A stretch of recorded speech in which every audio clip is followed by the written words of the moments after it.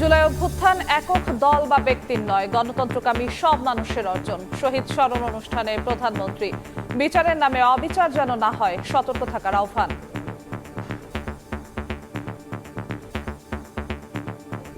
এই অর্জন কোনো একক ব্যক্তি, কোনো একক রাজনৈতিক দলের অর্জন নয়, বরং এই অর্জন প্রত্যেকটি শান্তিপ্রিয় মানুষের এটি অর্জন। দরকার হলে আমরা একটু সময় নেব, কিন্তু যে অন্যায়কারী, যে হত্যাকারী, তার যাতে সঠিক বিচার হয়। সন্ত্রাসী কর্মকাণ্ডের দায়ে আওয়ামী লীগকে শিগগিরই বিচারের মুখোমুখি করার ঘোষণা স্বরাষ্ট্রমন্ত্রীর। আওয়ামী লীগের রাজনৈতিকভাবে নিপাত হয়েছে, তখন হয়ে গেছে দিল্লিতে। সেই আওয়ামী লীগ বাংলাদেশে আর কোনোদিন রাজনীতি করতে পারবে না। দেখছিলেন প্রধান শিরোনাম। রাতের সবার সঙ্গে আছি আমি জিন্নাতারা যশোয়া। এবার অন্যান্য শীর্ষ সংবাদ। যে কোনো মূল্যে তিস্তা মহাপরিকল্পনা বাস্তবায়ন করবে সরকার, লালমনিরহাটে স্থানীয় সরকার মন্ত্রী। ভারতের দাদাগিরিতে মেলেনি ন্যায্য হিস্যা, বললেন ত্রাণমন্ত্রী। রাতের আধারে সীমান্তের ফ্লাড লাইট বন্ধ করে বিএসএফ এর পুশিন চেষ্টা। চাঁপাইনবাবগঞ্জে টর্চ লাইট জ্বালিয়ে পাহারা দিয়ে রুখে দিল বিজিবি, সতর্ক গ্রামবাসীও। লাইন কোনো 17-18 দিন পানি নেই। প্রত্যেকটা বাড়িতে দেখেন আপনার লাইন আছে, ওয়াটার লাইন আছে, এরকম ধরনের পাইপ দেওয়া আছে। পানি সংকটকে পুঁজি করে রাজধানীতে অবৈধ সংযোগের সিন্ডিকেট। রাতের আধারে চলছে চোরাই লাইনের কারবার, লাখ লাখ টাকা হাতিয়ে নিচ্ছে চক্র। ব্যবস্থার আশ্বাস ওয়াসার।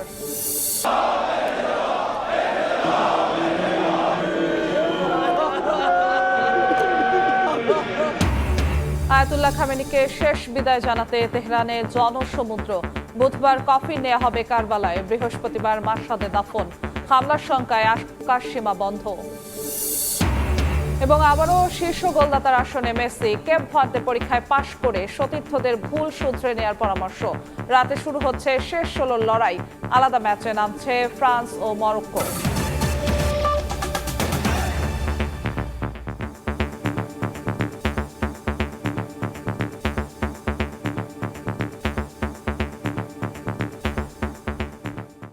জুলাই অভ্যুত্থান কোনো একক দল বা ব্যক্তির নয়, গণতন্ত্রকামী ও শান্তিপ্রিয় সব মানুষের অর্জন।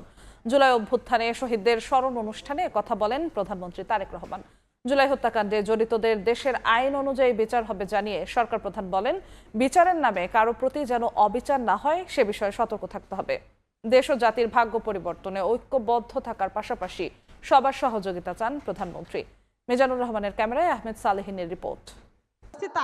24-এর রক্তাক্ত জুলাই স্মরণে রাজধানীর বাংলাদেশ চীন মৈত্রী সম্মেলন কেন্দ্রে অভ্যুত্থানে আত্মদানকারী শহীদ ও আহত পরিবারের সদস্যদের নিয়ে জাতীয় সম্মেলন। মুক্তিযুদ্ধ মন্ত্রণালয়ের সহযোগিতায় এই সম্মেলনের যৌথ আয়োজক জুলাই 24 শহীদ পরিবার সোসাইটি ও আমরা জুলাই যোদ্ধা সংগঠন। জীবন দিয়েছে আপনজন। সম্মেলনে প্রধান অতিথির বক্তব্যে প্রধানমন্ত্রী তারেক রহমান বলেন, প্রতিশোধ নয়, ঐক্যবদ্ধভাবে দেশকে এগিয়ে নিতে কাজ করছে তার সরকার।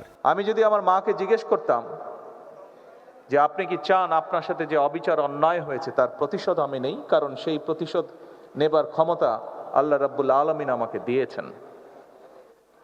আমার মায়ের সন্তান হিসাবে আমি নিশ্চিত আমার মা আমাকে বলতেন,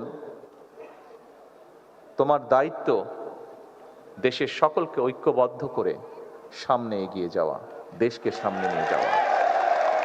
আমি যদি আমার ভাইটিকে জিজ্ঞেস করতে পারতাম যে তুমি কি চাও তোমার সাথে যে অন্যায়, যে অবিচার হয়েছে, যেভাবে তোমাকে মৃত্যুর মুখে ঠেলে দেওয়া হয়েছে, যারা এর জন্য দায়ী তাদের বিরুদ্ধে আমি প্রতিশোধ নেই, কারণ সেই ক্ষমতা আল্লাহ আমাকে এখন দিয়েছেন। আমি নিশ্চিত দুভাই আমরা একসাথে বড় হয়েছি, তাকে আমি চিনি, তাকে আমি জানি, একই রক্ত আমাদের শরীরে প্রবাহিত। আমার ভাইটিও সেই একই উত্তর দিত যে উত্তরটি আমার মা আমাকে দিতেন। জুলাইকে বিতর্কিত না করতে সবার প্রতি আহ্বান জানান সরকার প্রধান। বলেন, জুলাই কারো একক বা দলীয় অর্জন নয়, গণতন্ত্র প্রিয় সকল মানুষের। যে অর্জন আমরা করেছি, এই অর্জন কোনো একক ব্যক্তি, কোনো একক রাজনৈতিক দলের অর্জন নয়, বরং এই অর্জন দল মত নির্বিশেষে বাংলাদেশের প্রত্যেকটি গণতন্ত্রকামী, প্রত্যেকটি শান্তিপ্রিয় মানুষের এটি অর্জন। রাষ্ট্র, দেশ তার যথাসাধ্য দিয়ে আপনাদেরকে মূল্যায়নের চেষ্টা করবে, আপনাদের আত্মত্যাগকে মূল্যায়ন করবে। কিন্তু একই সাথে আপনাদের আত্মত্যাগকে যেরকম মূল্যায়ন করবে, আপনাদের বিরুদ্ধে যে অন্যায় হয়েছে, যেভাবে আপনার আপনজনকে হত্যা করা হয়েছে, অবশ্যই তার জন্য যারা দায়ী তাদেরও বিচার হবে এই দেশের আইন অনুযায়ী। প্রতিটি আত্মত্যাগের রাষ্ট্রীয় মূল্যায়নের ঘোষণা দিয়ে প্রধানমন্ত্রী বলেন, বিচারের নামে স্বৈরাচার সরকারের মতো অবিচার করতে চায় না তার সরকার। প্রয়োজনে সময় নিয়ে প্রকৃত দায়ীদের সঠিক বিচার করার প্রত্যয় ব্যক্ত করেন তারেক রহমান। অবশ্যই আমাদেরকে খেয়াল রাখতে হবে যে আইন অনুযায়ী, আইনে যে সকল নিয়ম করা হচ্ছে সবগুলো বজায় রেখে, দরকার হলে আমরা একটু সময় নেব, কিন্তু যে অন্যায়কারী, যে হত্যাকারী, তার যাতে সঠিক বিচার হয়। স্বৈরাচার যেমন অবিচার করেছিল, আমরা বিচারের নামে কারো প্রতি যেন অবিচার না হয় সে বিষয়টিতেও আমাদের সচেতন থাকতে হবে। জুলাই শহীদ ও আহতদের পরিবারের পাশে থাকার ঘোষণা দিয়ে সবাইকে দেশের স্বার্থে ঐক্যবদ্ধ থাকার আহ্বান জানান প্রধানমন্ত্রী তারেক রহমান। জাতিকে বিভক্ত করে দেশকে কখনো সামনে নেওয়া যায় না। আহমেদ সালেহীন, সময় সংবাদ, ঢাকা। দেশকে এ নিয়ে আলোচনার জন্য স্টুডিওতে আছেন সহকর্মী শাহিন আলম, যাচ্ছি তার কাছে। শাহিন, আপনাকে স্বাগত। জি শাহিন, আমরা আমাদের সহকর্মীর প্রতিবেদনে যেমনটা দেখছিলাম যে জুলাই জাতীয় সম্মেলনে প্রধানমন্ত্রী নানা বিষয়ে তুলে ধরেছেন, মোটা দাগে কোন বিষয়গুলোতে তিনি বেশি গুরুত্ব দিয়েছেন আমাদের জানাবেন। জুলাই আমাদের জাতীয় জীবনের একটি অন্যতম গুরুত্বপূর্ণ অধ্যায় এবং ঘুরে ফিরে সেই জুলাই আবার সেই মাস এসেছে এবং জুলাইকে স্মরণ করার জন্য সরকার এবং জুলাই শহীদ তার আহতদের পরিবারদেরকে নিয়ে আজকে একটি চীন মৈত্রী সম্মেলন কেন্দ্রে একটি জাতীয় সম্মেলনের আয়োজন করা হয়েছে। সেই অনুষ্ঠানে আমরা দেখেছি প্রধানমন্ত্রী সহ সংশ্লিষ্ট সরকারের উচ্চ কর্তা ব্যক্তিরা সেখানে ছিলেন।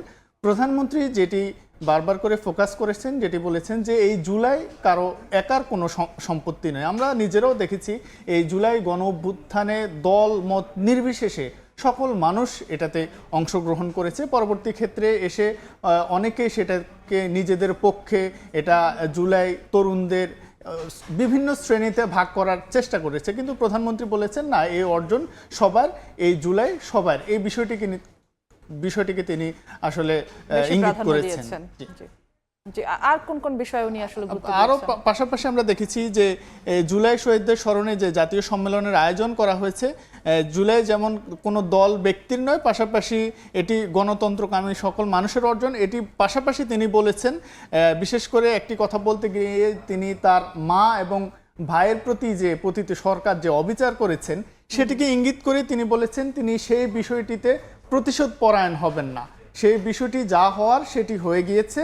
সামনের দিনে দেশকে, সবাইকে সঙ্গে নিয়ে দেশকে এগিয়ে নেওয়ার ব্যাপারটিকে তিনি সবাই সহ ঐক্যবদ্ধভাবে বাংলাদেশ, নতুনভাবে বাংলাদেশ গড়ার বিষয়ে তাগিদ বা ইঙ্গিত করেছেন, বলেছেন। পাশাপাশি সবাইকে দেশের স্বার্থে ঐক্যবদ্ধ যেন আমরা থাকি সে বিষয়ে তিনি আহ্বান জানিয়েছেন। পাশাপাশি বিচারের নামে স্বৈরাচারী কোনো মনোভাব এই সরকার দেখাবে না। স্বৈরাচারী সরকার যেমন বিভিন্ন সময় স্বৈরাচারী আচরণ করেছেন, বর্তমান সরকার জুলাই যারা নির্মমভাবে হত্যাযজ্ঞ চালিয়েছে তাদের বিচার তো বর্তমান সরকার করবে, কিন্তু এই বিচারের কাঠগড়ায় যাদেরকে দাঁড় করানো হবে তাদের প্রতি কোনো অবিচার করা হবে না, সেটি তিনি নিশ্চিত করেছেন। বিচারের বিষয়টি যেহেতু আসলো, খুব সম্ভবত স্বরাষ্ট্রমন্ত্রী আওয়ামী লীগের বিচারের বিষয়টিতে তিনি তুলে ধরেছেন বা জোর দিয়েছেন, সেই বিষয়ে আপনার কাছে কি তথ্য আছে? আওয়ামী লীগের বর্তমান তো আওয়ামী লীগ দল হিসেবে নিষিদ্ধ এবং সামনের দিনে এই দেশে আওয়ামী লীগ রাজনীতি করতে পারবে না, এই বিষয় সহ বেশ কিছু বিষয় তিনি কথা বলেছেন। এমন একটি প্রতিবেদন আমরা একটু দেখে নিই। জি। বড় ছেলে মারা যাওয়ার 7 মাস 13 দিনের মাথায় আমার হাজবেন্ড ব্রেন স্ট্রোক করে মারা যায়। জুলাই শহীদ আব্দুল্লাহ জাবিরের মায়ের আর্তনাদে ভারী হয়ে ওঠে চীন মৈত্রী সম্মেলন কেন্দ্র। সন্তান হারানোর বেদনা আর পরবর্তী সময়ের অপমান বিড়ম্বনার কথা উঠে আসে ছেলেহারা বাবাদের কণ্ঠেও। ভিডিও করতে যে তার অপরাধ ছিল, আমার বাবার বিরাজের বুকটা ঝাঁঝা করে দিয়েছে, সেই মাফিয়া হাসিনার পুলিশ বাহিনীরা আদৌ আমাদের ছেলে মেয়েদের বিচার পাবো কিনা আমি জানি না। প্রধানমন্ত্রীর কাছে আমি এতটুকু আবেদন করবো, যে কোনো একজনের বিচার হলে করে আপনারা দেখান।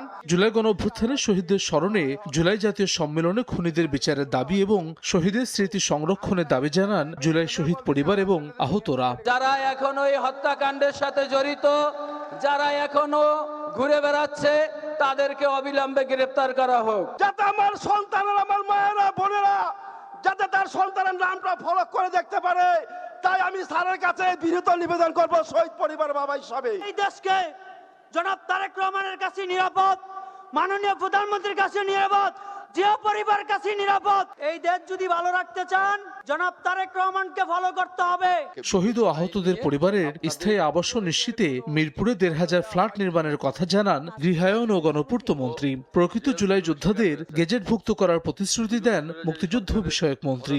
শহীদ পরিবারদের স্থায়ী বাসস্থানের জন্য মিরপুরে ৮০৪টি ফ্ল্যাট এবং আহত যোদ্ধাদের জন্য আরও ১৫৬০টি ফ্ল্যাট নির্মাণের উদ্যোগ নেওয়া হয়েছে। যাদের কাছে তথ্য প্রমাণাদি আছে আপনারা এই অধিদপ্তরে আবেদন করুন। যারা সত্যিকারের জুলাই যোদ্ধা তাদেরকে আমরা সেখানে গেজেটভুক্ত করব। বিরোধীরা জুলাই সনদ নিয়ে বিভ্রান্ত করার চেষ্টা করছে অভিযোগ করে আইনমন্ত্রী বলেন সরকার জুলাই সনদ বাস্তবায়নে বদ্ধপরিকর। স্বরাষ্ট্রমন্ত্রী বলেন বাংলাদেশের মাটিতে রাজনীতি করতে পারবে না আওয়ামী লীগ। দ্রুত সন্ত্রাসী কর্মকাণ্ডের দায়ে আওয়ামী লীগকে বিচারের কাঠগড়ায় দাঁড় করানোর কথাও জানান মন্ত্রী। আমরা জুলাই সনদের প্রতিটা অনুচ্ছেদ অক্ষরে অক্ষরে পালন করতে বদ্ধপরিকর। আর এক শ্রেণীর জুলাই সনদকে বিভ্রান্ত করার জন্য তথাকথিত গণভোটের মাধ্যমে এক ধরনের দাবি তুলেছেন। আওয়ামী লীগের রাজনৈতিকভাবে নিপাত হয়েছে, নির্মূল হয়েছে, দাফন হয়ে গেছে দিল্লিতে। সেই আওয়ামী লীগ বাংলাদেশে আর কোনোদিন রাজনীতি করতে পারবে না। রাজনৈতিক দল হিসেবে আওয়ামী লীগের বিচার দাবি করেছি আমরা, আপনারা দাবি করেছেন, তদন্ত পরিচালিত হচ্ছে।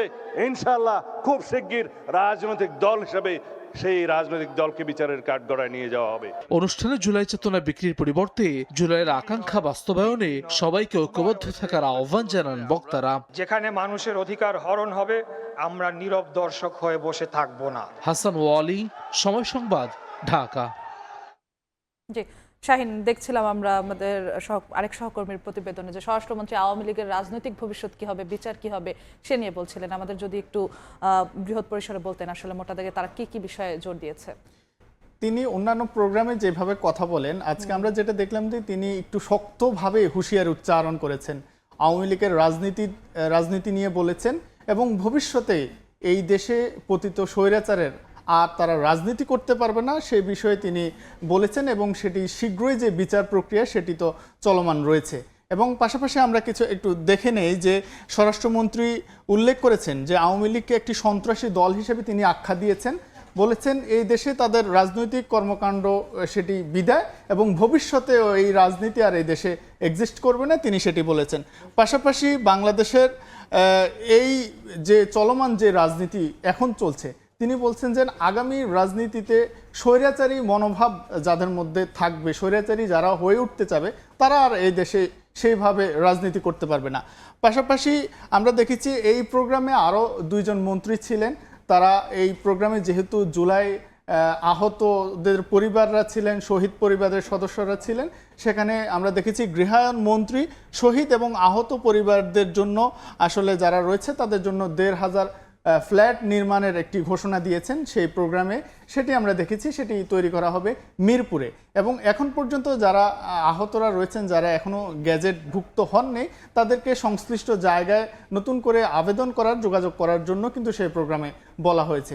এক কথায় যদি বলা যায় যে এই প্রোগ্রামটি জুলাইয়ের যারা শহীদ পরিবারের যারা সদস্যরা ছিলেন, যেহেতু প্রধানমন্ত্রী ছিলেন, স্বরাষ্ট্রমন্ত্রী ছিলেন, সরকারের উচ্চপদস্থ কর্মকর্তাদেরকে পেয়ে জুলাইয়ের যারা পরিবারের সদস্যরা অনেকটা আবেগ আপ্লুত হয়ে যান। তারা তাদের নিজস্ব যেসব দাবি দেওয়া সেগুলো তারা উপস্থাপন করেন। জি শাহিন, আপনাকে ধন্যবাদ আমাদের সঙ্গে যুক্ত হওয়ার জন্য। ধন্যবাদ আপনাকে। আমাদের সঙ্গে স্টুডিওতে যুক্ত হয়েছিলেন সহকর্মী শাহিন আলম।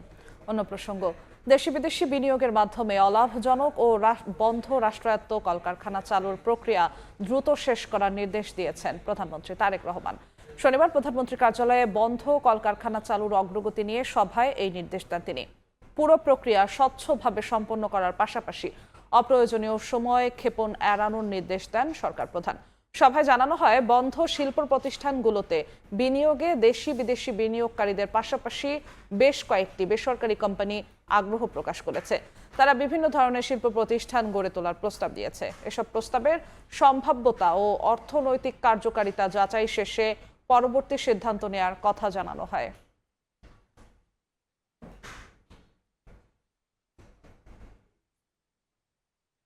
যে কোনো মূল্যে বর্তমান সরকার তিস্তা মহাপরিকল্পনা বাস্তবায়ন করবে বলে জানিয়েছেন স্থানীয় সরকার মন্ত্রী মির্জা ফখরুল ইসলাম আলমগীর। লালমনিরহাটে আলোকিত লালমনিরহাট নামে সামাজিক আন্দোলনের উদ্বোধন করে কথা বলেন তিনি। অনুষ্ঠানে মাদক, জুয়া, বাল্যবিবাহ, যৌতুক সমাজ থেকে নির্মূল করতে সামাজিক আন্দোলন গড়ে তোলার আহ্বান জানান সমাজ কল্যাণ মন্ত্রী ও দুর্যোগ ব্যবস্থাপনা মন্ত্রী। মাদক, জুয়া, বাল্যবিবাহ, যৌতুক লালমনিরহাটের ঘরে ঘরে আতঙ্কের নাম। প্রতিনিয়ত ভাঙছে পরিবার, থেমে যাচ্ছে শিশুর ভবিষ্যৎ, হারিয়ে যাচ্ছে হাজারো স্বপ্ন। এই বাস্তবতা বদলাতে আলোকিত লালমনিরহাট সামাজিক আন্দোলনের সূচনা হলো এমটি হোসেন ইনস্টিটিউট মাঠে। দুর্যোগ ব্যবস্থাপনা ও ত্রাণমন্ত্রী আসাদুল হাবিব দুলুর তত্ত্বাবধানে আন্দোলনের উদ্বোধন করেন স্থানীয় সরকার মন্ত্রী মির্জা ফখরুল ইসলাম আলমগীর। অনুষ্ঠানে যোগ দেন সমাজ কল্যাণ মন্ত্রী ডাক্তার এজেটেম জাহিদ হোসেন সহ স্থানীয় সংসদ সদস্যরা।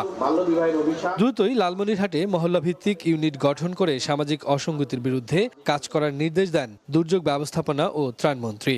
আর এই উদ্যোগ সারা দেশে ছড়িয়ে দেওয়ার আহ্বান জানান সমাজ কল্যাণ মন্ত্রী। প্রত্যেকটি ওয়ার্ড ভিত্তিক প্রাইমারি স্কুল আপনারা ভিজিট করবেন, পাঁচজন করে গ্রুপ করে দিবেন, শিক্ষকরা এসেছে কিনা, ছাত্ররা এসেছে কিনা। এই কাজগুলো যদি আমরা করি সবাই মিলে একসঙ্গে, তাহলে লালমনিরহাট আলোকিত হয়ে উঠবে। এরকম একটি ওয়ার্কফোর্স অর্থাৎ কর্মী বাহিনী যদি থাকে, তাহলে যে কোনো সামাজিক আন্দোলনে জয়যুক্ত হওয়া যায়। আলোকিত লালমনিরহাট দিয়েই যে মানবিক আন্দোলন, সেইটি বাংলাদেশের 64 জেলায় ছড়িয়ে পড়বে এবং আলোকিত বাংলাদেশ হবে। অনুষ্ঠানে স্থানীয় সরকার মন্ত্রী মির্জা ফখরুল ইসলাম আলমগীর বলেন, লালমনিরহাটের মানুষ প্রতিনিয়ত সংগ্রাম করছে। সরকার তাদের দুর্দশা ঘোচাতে যে কোনো মূল্যে তিস্তা মহাপরিকল্পনা বাস্তবায়ন করবে। জাগোবাহে তিস্তা বাঁচাও সংগ্রাম করেছেন, লড়াই করেছেন, সেই লড়াই আপনাদের সাফল্য এসেছে। আমাদের প্রধানমন্ত্রী তিনি পার্লামেন্টে বলেছেন যে আমরা তিস্তা মহাপরিকল্পনা সফল করব, যে মূল্যেই হোক, যে কোনো মূল্যেই হোক। নেতা আজকে আবার আমাদেরকে একটা নতুন বাংলাদেশের স্বপ্ন শুধু দেখাচ্ছেন না, তিনি তার পরিকল্পনা দিচ্ছেন। সেই পরিকল্পনার মধ্য দিয়েই আমরা এই বাংলাদেশকে আবার নতুন করে গড়ে তুলব। মাদকসহ সামাজিক ব্যাধির বিরুদ্ধে দেশব্যাপী আন্দোলন গড়ে তোলার আহ্বান জানান স্থানীয় সরকার মন্ত্রী। পরে আলোকিত লালমনিরহাট এর উদ্যোগে একটি র্যালি শহরের গুরুত্বপূর্ণ সড়ক প্রদক্ষিণ করে। শফিকুজ্জামান রুবেল, সময় সংবাদ, লালমনিরহাট। গণভোট বাস্তবায়ন, কর্মসংস্থান ও সীমান্ত সুরক্ষা নিশ্চিতের দাবিতে কর্মসূচি দিয়েছে এনসিপি। দলটির উত্তরাঞ্চলের মুখ্য সংগঠক সার্জিস আলম জানান, 6 ও 7 তারিখ থেকে দেশের 64 জেলার 100টি উপজেলা ও পৌরসভায় জুলাই পদযাত্রা অনুষ্ঠিত হবে। স্বরাষ্ট্রমন্ত্রী জনাব সালাউদ্দিন আহমেদ স্পষ্টভাবে বলেছেন যে এই আওয়ামী লীগ হচ্ছে গণহত্যাকারী রাজনৈতিক দল।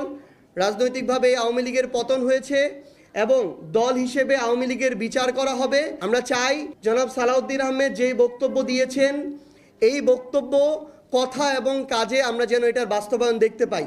64 জেলার 100টি উপজেলা ও পৌরসভায় গণভোট বাস্তবায়ন, কর্মসংস্থান ও সীমান্ত সুরক্ষার দাবিতে জুলাই পদযাত্রা 2026 আয়োজন করতে যাচ্ছে, যা আগামী 6 জুলাই থেকে শুরু হবে। এবার ফিফা বিশ্বকাপের খবর।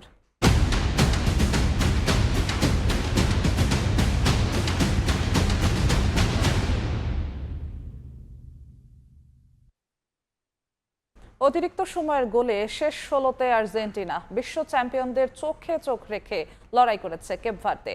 আর্জেন্টিনার জয়ের আনন্দে ফেটে পড়ে মায়ামির দর্শকরা। স্টেডিয়ামে বসে শ্বাসরুদ্ধকর ম্যাচের সাক্ষী হতে পেরে উচ্ছ্বাসে ভাসছেন তারা। বিস্তারিত জানাচ্ছেন সাজিদ মুস্তাহিদ। সবাই ধারণা করেছিল একটা অসম লড়াই হতে যাচ্ছে আর্জেন্টিনা এবং কেপ ভার্দের এই ম্যাচটা, যেখানে সহজেই জয় তুলে নিবে আর্জেন্টিনা। কিন্তু সবার ধারণাকে ভুল প্রমাণ করেছে আফ্রিকার দেশটি। প্রথমবারের মতো বিশ্বকাপে খেলতে এসেই তারা একের পর এক চমক দিয়ে গেছে এবং সেই চমকের সাক্ষী হয়েছে আর্জেন্টিনা দল এবং বিশ্বের কোটি সমর্থক। শেষ মুহূর্তের এক আত্মঘাতী গোলে জয় পেয়েছে আর্জেন্টিনা দল। আর্জেন্টিনার জন্য এই জয়টা মহা গুরুত্বপূর্ণ। এই জয় তারা পা রেখেছে রাউন্ড অফ 16-এ।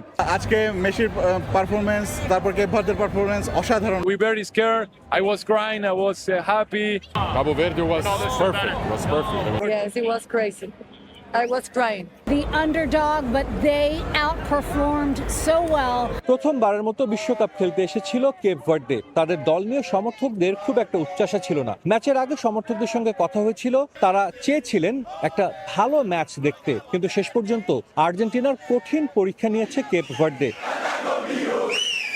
ছোট্ট একটি দেশ, কিন্তু সমর্থকরা মাঠে এসেছিলেন দলের জন্য, গলা ফাটিয়েছেন ম্যাচ শেষে। তাই নিজ দল নিয়ে সবাই গর্বিত। তারা প্রত্যাশা করছেন সামনে আরো অনেক দূর যাবে কেপ ভার্দে ফুটবল দল।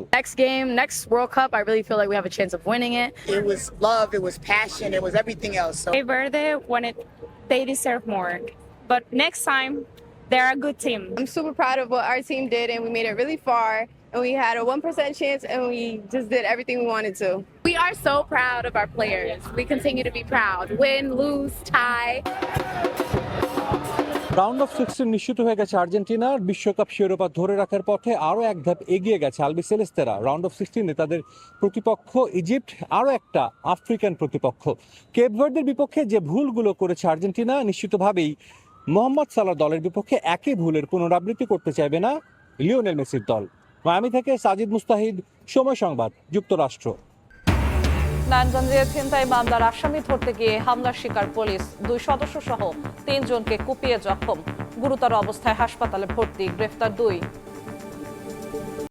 37 বছরের নেতৃত্বের অবসান, কিন্তু অস্ত্র আর স্মৃতিতে এখনো অম্লান আয়াতুল্লাহ আলী খামেনি। ইরানের প্রয়াত সর্বোচ্চ নেতাকে শ্রদ্ধা জানাতে জনসমুদ্রে পরিণত তেহরান। কর্তৃপক্ষ বলছে খামেনির জানাজায় আগামী 3 দিনে শুধু তেহরানে 1.5 থেকে 2 কোটি মানুষের সমাগম হতে পারে।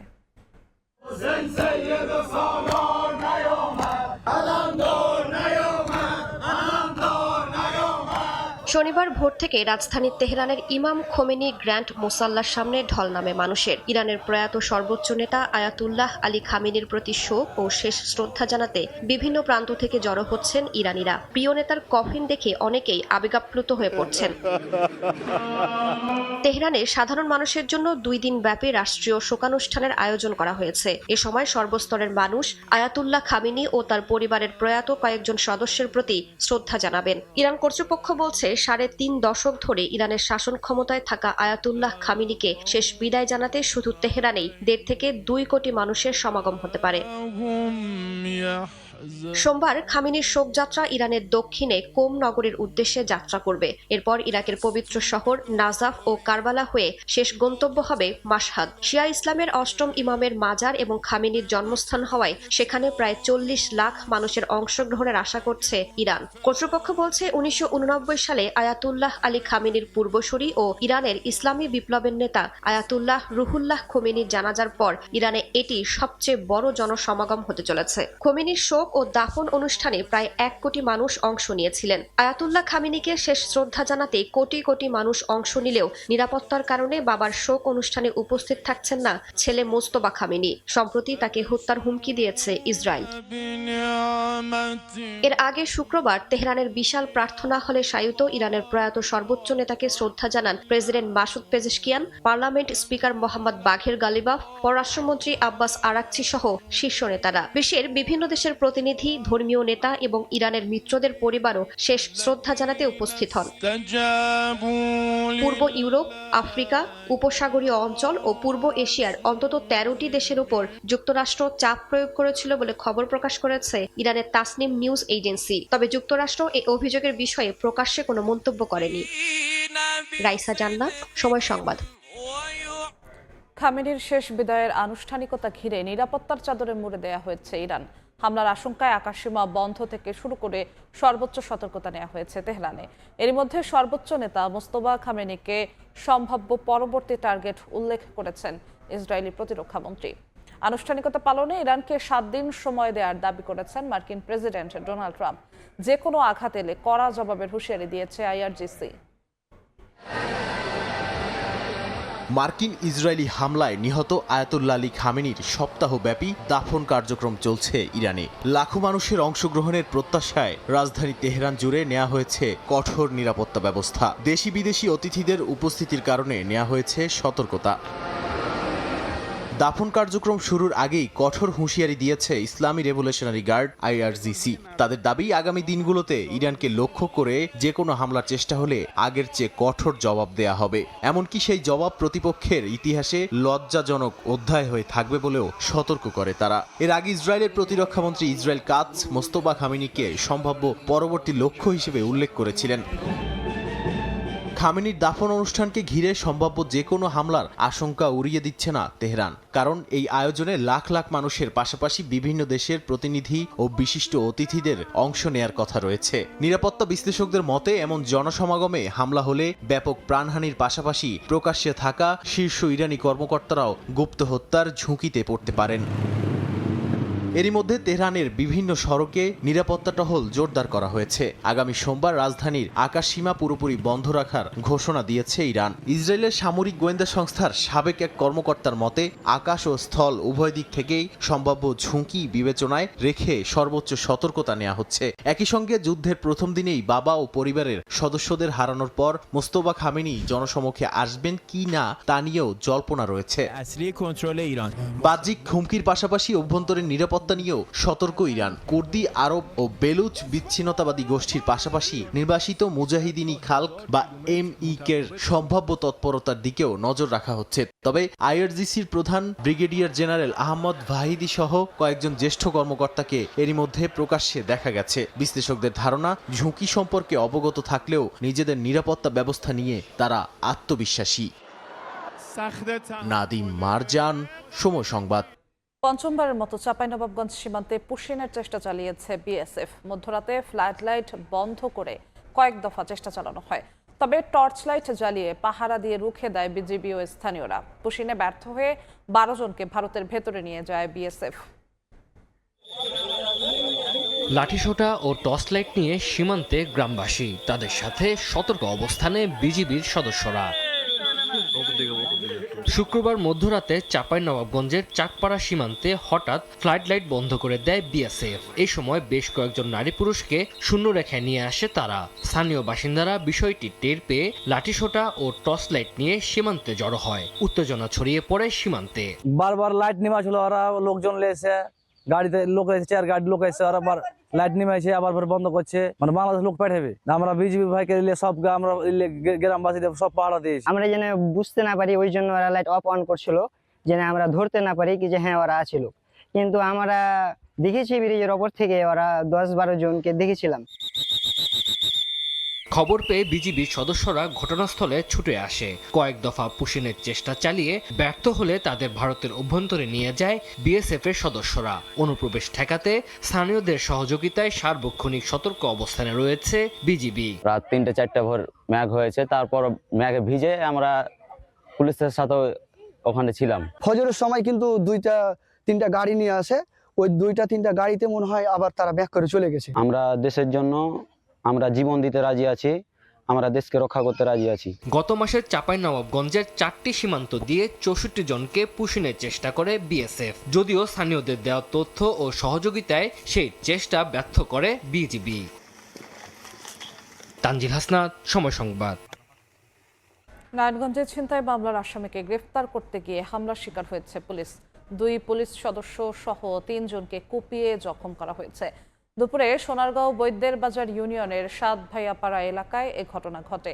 পুলিশ জানায়, মোটরসাইকেল ও পিকআপ ভ্যান ছিনতাইয়ের মামলার আসামি সাগর সহ অন্যদের গ্রেফতারের জন্য অভিযান চালানো হয়। এ সময় আসামি সাগর ও তার ভাই সজল পুলিশের উপর অতর্কিত হামলা চালায়। ধারালো দা দিয়ে এলো পাতারি কুপিয়ে আহত করে উপপরিদর্শক সুরুজ্জামান, কনস্টেবল শাহিন ও পুলিশের সোর্স মাসুমকে। খবর পেয়ে অতিরিক্ত পুলিশ ঘটনাস্থলে পৌঁছে হামলাকারী সাগর ও তার ভাই সজলকে গ্রেফতার করে।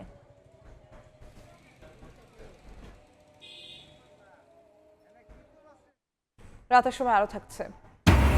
ইউরোপ জুড়ে তীব্র দাবদাহে 4000-এর বেশি মানুষের মৃত্যু, ছড়িয়ে পড়ছে দাবানল। গরমের কারণে যুক্তরাষ্ট্রের 250তম স্বাধীনতা দিবসের মূল প্যারেড বাতিল। রাজধানীর বিভিন্ন এলাকায় পানি সংকটকে পুঁজি করে বছরের পর বছর ধরে গড়ে উঠেছে অবৈধ সংযোগের শক্তিশালী সিন্ডিকেট। সময় সংবাদের অনুসন্ধানে উঠে এসেছে রাতের আধারে রাস্তা খুঁড়ে ওয়াসার লাইন থেকে সংযোগ চলে যাচ্ছে বাসাবাড়িতে। বিনিময়ে লাখ লাখ টাকা হাতিয়ে নিচ্ছে পাম্প অপারেটর, ঠিকাদার সহ চক্রের সদস্যরা। আব্দুল লতিফের ছবিতে আবু সাইদ নিশানের বিশেষ প্রতিবেদন।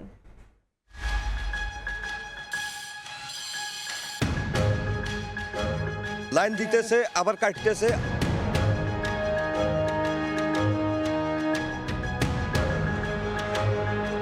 রাজধানীর পূর্ব কাফরুল গভীর রাতে রাস্তা খুঁড়ে ওয়াসার মূল কোবরা লাইন থেকে পাইপ বের করছেন কয়েকজন। এরপর সেই পাইপ সুয়ারেজ লাইনের ভেতর দিয়ে পৌঁছে দেওয়া হয় গ্রাহকের বাসায়। আমরা এখানে দেখতে পাচ্ছি যে মাটির নিচ দিয়ে এই পাইপগুলো নিয়ে এবং এই যে এবার সোজা গিয়ে এই যে বাসাবাড়িগুলো আছে এইখানটায় দেখা যাচ্ছে যে এই অবৈধ সংযোগগুলো দেওয়া হচ্ছে। অবৈধ সংযোগ খুঁজতে রাজধানীর মিরপুরের কাজীপাড়া, শেওড়াপাড়া সহ বিভিন্ন এলাকায় সময় সংবাদ। ক্যামেরায় ধরা পড়ে এমন অসংখ্য অবৈধ পাইপলাইন। স্থানীয়দের দাবি লাখ লাখ টাকা হাতিয়ে প্রায় 2000-এরও বেশি অবৈধ সংযোগ দেয়া হয়েছে এসব এলাকায়।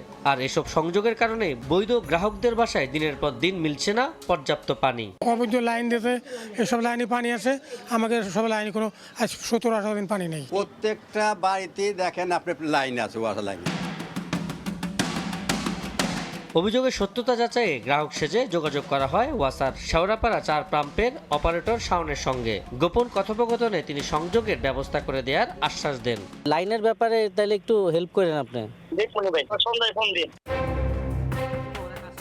কিন্তু ক্যামেরা নিয়ে তার কর্মস্থলে গেলে পাল্টে যায় দৃশ্য। সব অভিযোগ অস্বীকার করেন শাওন। আমার ফাঁসানোর জন্য আর কি করছে, আমি যে মানে ওদের সামনে যে রিপোর্টটা দিচ্ছি, আমি এই জায়গায় 2 জন লোককে চিনি, সেটা হলো লেখক আর শান্ত। তবে সময় সংবাদের হাতে এসেছে শাওনের সম্পৃক্ততার একাধিক অডিও, ভিডিও ও অন্যান্য দালিলিক তথ্য, যা তার বক্তব্যের সঙ্গে মিল নেই। সেই সূত্র ধরে এগোতেই পরিচয় হয় চক্রের আরেক সদস্য ঠিকাদার শান্তর সঙ্গে। টাকা নিয়ে তারপর ওইখান থেকে কানেকশনগুলো করে দেয়। এটা ওয়াসার সাথে এই ওয়াসার শাওন, তারপর ওদের সাথে আরও জড়িত আছে স্বপন, হাবিব, ঠিক আছে, ওরা সম্মিলিতভাবে এই কাজগুলো আমাদেরকে করে দেয়। অনুসন্ধানে উঠে আসে আরও একটি নাম, লিয়াকত। স্থানীয়দের ভাষ্য, অবৈধ পানির সংযোগের অভিযোগে একসময় কারাভোগও করেছেন তিনি। তবে এবার তার খোঁজে এলাকায় গেলেও কেউ মুখ খুলতে রাজি হননি। এসব অভিযোগ নিয়ে ঢাকা ওয়াসার ব্যবস্থাপনা পরিচালকের মুখোমুখি হয় সময় সংবাদ। তাদের চিহ্নিত করতে সমর্থ হব।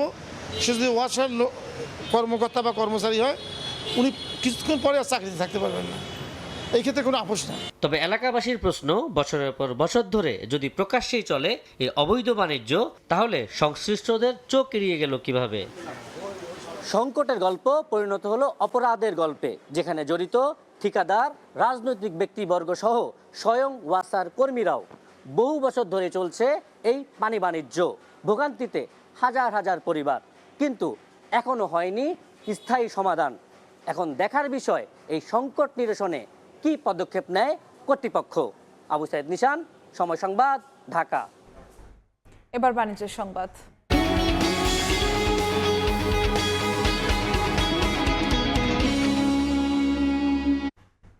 শত কোটি টাকা মূল্যের 304টি গাড়ি নিয়ে বিপাকে চট্টগ্রাম বন্দর ও কাস্টমস। এর মধ্যে 108টি গাড়ি একেবারেই চলাচল অনুপযোগী বলে প্রতিবেদন দিয়েছে বিআরটিএ। তবে উচ্চ আদালতে মামলা চলায় এসব গাড়ি স্ক্র্যাপ করতে পারছে না কাস্টম হাউস। বছরের পর বছর অলস পড়ে থাকায় বাকি গাড়িগুলো নষ্ট হওয়ার পথে। শাখাওয়াত ত্রিপুর ক্যামেরায় বিস্তারিত জানাচ্ছেন কমল দে। ধুলোর আস্তরণে ঢাকা পড়া ভাঙাচোরা এসব গাড়ি দেখলেই মনে হবে এটি যেন কোনো ডাম্পিং স্টেশন। অধিকাংশ গাড়ির যেমন চাকা ফেটে ফ্লোরে বসে গেছে, তেমনি নষ্ট হয়ে গেছে ইঞ্জিন সহ নানা যন্ত্রপাতি। প্রকৃত অর্থে এটি চট্টগ্রাম বন্দরের অভ্যন্তরে 3 তলা বিশিষ্ট আধুনিক কারশেড। আর এই পুরো কারশেড পরিপূর্ণ হয়ে আছে একেবারে চলাচল অনুপযোগী এসব গাড়িতে। 1250টি গাড়ি ধারণ ক্ষমতার চট্টগ্রাম বন্দরের 2টি কারশেডে থাকা 603টি গাড়ির মধ্যে 304টি চলাচল অনুপযোগী। 10 থেকে 15 বছরের পুরনো গাড়িও এখানে রয়েছে এবং এই গাড়িগুলো থাকার জন্য যেটা হয়, আমাদের নতুন গাড়ি যখন আমদানি হয় সেই গাড়িগুলোকে আমাদের অথবা খোলা আকাশের নিচে রাখার প্রয়োজন হয়। আমরা যে কারশেডটা ব্যবহার করছি অত্যাধুনিক, এটা শেডের নিচে নতুন গাড়িগুলো থাকলে তাদের যন্ত্রপাতিও ভালো থাকবে। চট্টগ্রাম কাস্টম হাউজের তথ্য মতে 3 বছর আগে এই চালানের 182টি গাড়ি চলাচল অনুপযোগী বলে বিআরটিএ প্রতিবেদন দেওয়ার পর 74টি গাড়ি এসকেপ হিসেবে কেটে কেজি দরে বিক্রি করা হয়। কিন্তু উচ্চ আদালতে রিট পিটিশন থাকায় 108টি গাড়ির এসকেপ হিসেবে ধ্বংস করা যায়নি। এর বাইরে আরও 27টি গাড়ি রিট পিটিশন উচ্চ আদালতের সিদ্ধান্তের অপেক্ষায় রয়েছে। 15 থেকে 20 বছর আগে আমদানি করা গাড়িও রয়েছে নষ্ট হয়ে যাওয়া এই চালানে। নিলাম বা ধ্বংসের কার্যক্রম এর ক্ষেত্রে আটকে যাওয়ার অন্যতম কারণ হচ্ছে উচ্চ আদালতের যদি কোনো নির্দেশনা থাকে, এক্ষেত্রে উচ্চ আদালতে মামলা পেন্ডিং থাকতে পারে, রিট থাকতে পারে, সেসব কারণে ধ্বংস বা নিলামের কার্যক্রমে আমাদের একটু দেরি হয়। তবে এটা নিষ্পত্তি হলেই আমরা যথাযথ প্রক্রিয়া অনুসরণ করে নিলাম বা ধ্বংসের কাজ আমরা সম্পন্ন করে থাকি। জাপান সহ পৃথিবীর বিভিন্ন দেশ থেকে আমদানি করা এসব গাড়ির প্রতিটির বাজার মূল্য 25 থেকে 30 লাখ টাকা। সেই হিসাবে এখানে অন্তত 100 কোটি টাকার গাড়ি রয়েছে। নানামুখী জটিলতায় এসব গাড়ি বন্দরে আটকা পড়ল। আমদানি মূল্য হিসেবে বিদেশে চলে গেছে লাখ লাখ ডলার। আর তাই শুল্ক জটিলতার কবলে পড়ে বন্দরে সেরে নষ্ট হওয়ার ঠেকাতে গাড়ি আমদানি নীতি আরও সহজ করার পরামর্শ ব্যবসায়ীদের। এটাতে আসলে কয়েকটা প্রসেসে টেন্ডার করে ছেড়ে দিতে পারে, যে যারা নিবে তারা নিয়ে এটা যে কিছু করুক, স্ক্র্যাপ করুক কিংবা কিছু করুক, কিংবা ওনারা নিজেরা এটা স্ক্র্যাপ করে ওনারা এটা রিলিজ করে দিতে পারে। বিদেশ থেকে আমদানিকৃত গাড়ি 30 দিনের মধ্যে ছাড় করার বিধান রয়েছে। নির্ধারিত সময়ের মধ্যে ছাড় না করা গাড়ি নিলামে বিক্রি করার জন্য বাই পেপার কাস্টম হাউজের কাছে হস্তান্তর করে বন্দর কর্তৃপক্ষ। বিদেশ থেকে আমদানি করা এই 304টি গাড়ি এখন চট্টগ্রাম বন্দরের কাছে এক প্রকার গলার কাটা। চলাচল অনুপযোগী হওয়ায় কাস্টম যেমন নিলামে বিক্রি করতে পারছে না, ঠিক তেমনি আইনি জটিলতার কারণে এসব গাড়ি ধ্বংস করা যাচ্ছে না। আর তাই বহুদল শেডে এসব ভাঙাচোরা গাড়ির অবস্থান থাকায় নতুন করে আমদানি করা গাড়ি রাখতে হচ্ছে অনেকটা খোলা আকাশের নিচে। চট্টগ্রাম বন্দরের কারশেড থেকে কমল দে, সময় সংবাদ। বাংলাদেশের সঙ্গে সম্পর্ক এগিয়ে নিতে আগ্রহী যুক্তরাষ্ট্র। প্রযুক্তি, ফার্মাসিউটিক্যাল, ডিজিটাল অর্থনীতি, ডিফেন্স সহ বিভিন্ন খাতে দুই দেশ একসঙ্গে কাজ করতে পারে বলে মন্তব্য করেছেন মার্কিন রাষ্ট্রদূত ব্রেন্ট ক্রিস্টেনসেন। রাজধানীর বনানীতে যুক্তরাষ্ট্রের 250 বছর পূর্তি উপলক্ষে আয়োজিত অনুষ্ঠানে তিনি বলেন, আমেরিকা ফার্স্ট মানে যুক্তরাষ্ট্র একা নয়, বরং সব দেশকে নিয়ে এগিয়ে যাওয়া। বাংলাদেশ মার্কিন বিনিয়োগ সম্প্রসারণে অ্যামচামের ভূমিকার কথা তুলে ধরেন তিনি। অনুষ্ঠানে প্রধানমন্ত্রীর উপদেষ্টা মাহদি আমিন বলেন, অন্তর্ভুক্তিমূলক গণতান্ত্রিক উন্নয়নে যুক্তরাষ্ট্রের সহযোগিতা চায় বাংলাদেশ।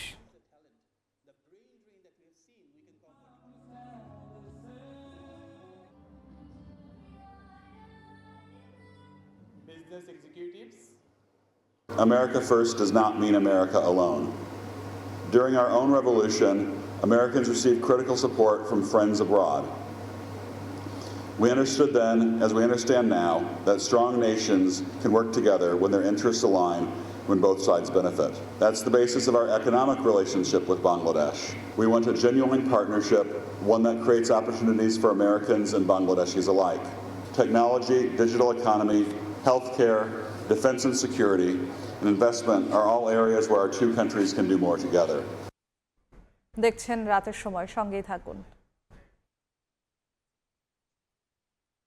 নরসিংদীতে পুকুরে গোসল করতে নেমে 3 শিশুর মর্মান্তিক মৃত্যু হয়েছে।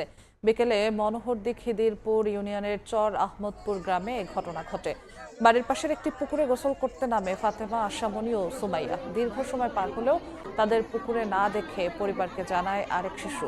পরে পুকুরে তল্লাশি করে তাদের মরদেহ উদ্ধার করেন স্বজন ও স্থানীয়রা। স্বজনদের আহাজারিতে পুরো গ্রামে নেমে আসে শোকের ছায়া। তারা সম্পর্কে মামাতো ফুফাতো বোন।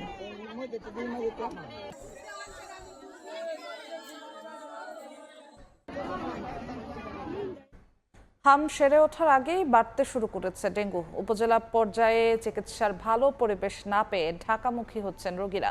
চিকিৎসকরা বলছেন হাম পরবর্তী নানা জটিলতার সঙ্গে ঝুঁকি বাড়াচ্ছে অ্যাডিনোভাইরাস, নিউমোনিয়া। আর ডেঙ্গু নিয়ে সচেতনতায় জোর তাদের।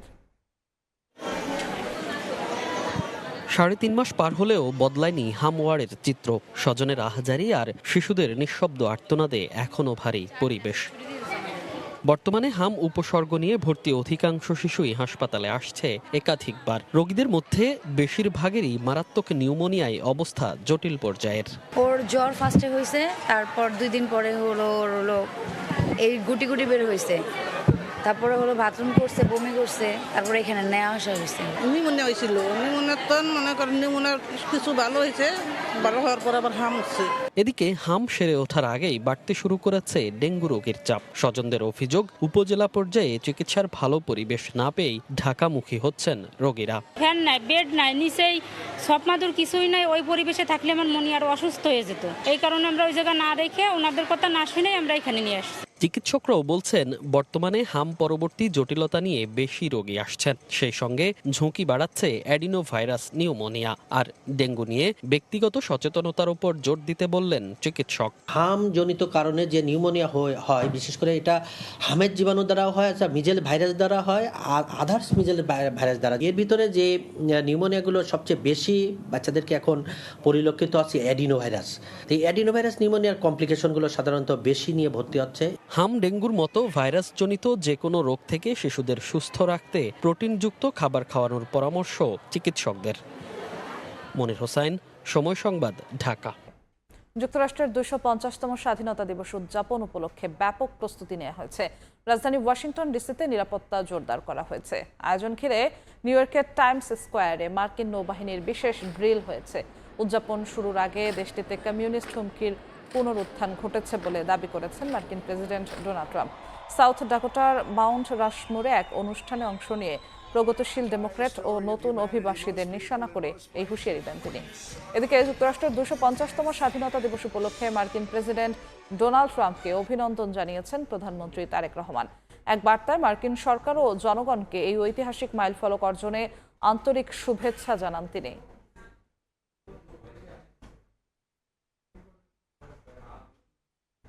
ইউরোপ জুড়ে প্রাণঘাতী হয়ে উঠেছে রেকর্ড গড়া দাবদাহ। ফ্রান্স, স্পেন, বেলজিয়াম ও নেদারল্যান্ডসে স্বাভাবিক সময়ের তুলনায় 4000-এর বেশি মানুষের মৃত্যু হয়েছে। তীব্র গরমের প্রভাব পড়েছে যুক্তরাষ্ট্রের 250তম স্বাধীনতা দিবসের আয়োজনেও। এরই মধ্যে ফ্রান্স ও যুক্তরাষ্ট্রের কয়েকটি স্থানে ছড়িয়ে পড়েছে দাবানল। রেকর্ড ভাঙা তাপমাত্রায় বিপর্যস্ত ইউরোপের একাধিক দেশ। অসহনীয় গরমে এরই মধ্যে ফ্রান্স, স্পেন, বেলজিয়াম ও নেদারল্যান্ডসে প্রাণহানির সংখ্যা 4000 ছাড়িয়েছে। সবচেয়ে বেশি মৃত্যুর খবর পাওয়া গেছে ফ্রান্সে। এক সপ্তাহেই 2000-এর বেশি মানুষের মৃত্যুর তথ্য দিয়েছে দেশটির স্বাস্থ্য কর্তৃপক্ষ। একই সময়ে প্যারিস সহ ফ্রান্সের বিভিন্ন অঞ্চলে তাপমাত্রা 40 ডিগ্রি সেলসিয়াস ছাড়িয়ে যেতে দেখা যায়, যা প্রায় 8 দশকের মধ্যে জুন মাসের সর্বোচ্চ তাপমাত্রার রেকর্ড। স্পেনে জুন মাসেই তাপজনিত কারণে প্রাণ হারিয়েছেন 1000-এর বেশি মানুষ। বেলজিয়ামে অতিরিক্ত মৃত্যু ছাড়িয়েছে 1000। নেদারল্যান্ডসেও বাড়ছে প্রাণহানির ঘটনা। নতুন তাপপ্রবাহের সতর্কতা জারি করেছে যুক্তরাজ্য। ইউরোপের পাশাপাশি তীব্র গরমে বিপর্যস্ত যুক্তরাষ্ট্র। চলমান তাপপ্রবাহে দেশটির 250তম স্বাধীনতা দিবসের উদযাপনে বড় ধরনের প্রভাব ফেলেছে। ওয়াশিংটনে গ্রেট আমেরিকান স্টেট ফেয়ার সাময়িকভাবে বন্ধ রাখার পাশাপাশি ফিলাডেলফিয়ায় বাতিল করা হয়েছে স্বাধীনতা দিবসের কুচকাওয়াজ। কয়েকটি অঙ্গরাজ্যে স্বাস্থ্য সতর্কতা জারি করেছে সংশ্লিষ্ট কর্তৃপক্ষ। তীব্র তাপপ্রবাহের সঙ্গে পাল্লা দিয়ে বাড়ছে দাবানলের ঝুঁকিও। এরই মধ্যে ফ্রান্স, স্পেন, যুক্তরাষ্ট্র ও পর্তুগালের বিভিন্ন স্থানে ছড়িয়ে পড়েছে আগুন। ফ্রান্সের দক্ষিণাঞ্চলের বিস্তীর্ণ এলাকায় জারি করা হয়েছে উচ্চ সতর্কতা। যুক্তরাষ্ট্রের কলোরাডোতে পুড়ে গেছে হাজার হাজার একর এলাকা। পর্তুগাল ও স্পেনে আগুন নিয়ন্ত্রণে জোরদার করা হয়েছে দমকল বাহিনীর কার্যক্রম। এমন পরিস্থিতিতে প্রশান্ত মহাসাগরে শক্তিশালী এল নিনো দ্রুত গড়ে উঠছে উল্লেখ করে 2027 সাল পর্যন্ত বৈশ্বিক তাপমাত্রা আরও বাড়তে পারে বলে সতর্ক করেছে বিশ্ব আবহাওয়া সংস্থা। এর প্রভাবে বিশ্বের বিভিন্ন অঞ্চলে তাপপ্রবাহ, খরা, ভারী বৃষ্টি ও অন্যান্য চরম আবহাওয়ার ঘটনা আরও ঘন ঘন ঘটবে বলে পূর্বাভাস দিয়েছে সংস্থাটি। নাসরিন রুমি, সময় সংবাদ। আবারও ফিফা বিশ্বকাপের খবর। 48 দলের বিশ্বকাপ এখন 16 দলের লড়াই। রাউন্ড অফ 16-এ ফুটবল বিশ্ব দেখবে এক ঝাঁক হাই ভোল্টেজ ম্যাচ, যেখানে পর্তুগাল মুখোমুখি হবে স্পেনের, ফ্রান্স খেলবে প্যারাগুয়ের বিপক্ষে, ব্রাজিলের প্রতিপক্ষ নরওয়ে আর বিশ্ব চ্যাম্পিয়নদের সামনে মিশর। এ ছিল রাতের সময়। দর্শক, বিশ্বকাপ ফুটবলের মহাযজ্ঞ সরাসরি সম্প্রচার করছে সময় টেলিভিশন। দেখতে চোখ রাখুন সময়ের পর্দায়।